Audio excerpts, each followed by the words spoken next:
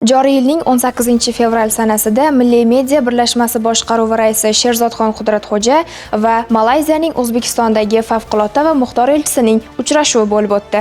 Joriy yilning 18-fevral kuni O'zbekiston Milliy media birlashmasi boshqaruvi raisi Uzjoku rektori Sherzodxon Qudratxo'ja Malayziyaning O'zbekistondagi favqulodda va muxtor elchisi Ilham Tuaq bin Ilyas janoblarini qabul qildi. Uchrashuv davomida ikki tomonlama media hamkorligini yanada rivojlantirish, televideniye va raqamli platformalar orqali turizmni targ'ib qilish, shuningdek qo'shma media va production loyihalarini amalga oshirish istiqbollari muhokama qilindi.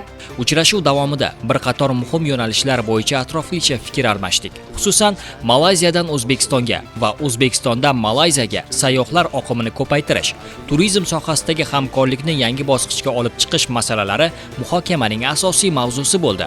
Shuningdek, ikki mamlakat o'rtasidagi to'g'ridan-to'g'ri aviaqatnovlarni yo'lga qo'yish istiqbollari ham ko'rib chiqildi. Tomonlar O'zbekiston va Malayziya o'rtasidagi do'stona munosabatlar hamda strategik sheriklik ruhida ommaviy axborot vositalari sohasida tajriba almashish, malaka oshirish dasturlarini yo'lga qo'yish va o'zaro axborot almashinuvini kuchaytirish muhim ahamiyat kasb etishini ta'kidladilar. O'zbekiston va Malayziya hamkorligi juda yaxshi rivojlanyapti. Mana hozir janob elchi e'tirof etdilar. Ilgari 14 yil, 15 yil davomida biror marta tashrif bo'lmagan, biror marta. Mana bugun biz juda intensiv, shiddatli hamkorlik qilyapmiz. Bu juda ham muhim. Biz o'tgan yili hurmatli prezidentimiz tashrifi doirasida borgan edik va Malayziyadagi shu 15 universitet rektorlar bilan ko'rishganmiz. Shuningdek, Malayziya media kompaniyalarining O'zbekistonda suratga olish jarayonlarini tashkil etish, mamlakatimizning boy madaniy merosi va turizm salohiyatini xalqaro auditoriyaga keng namoyish etish masalalariga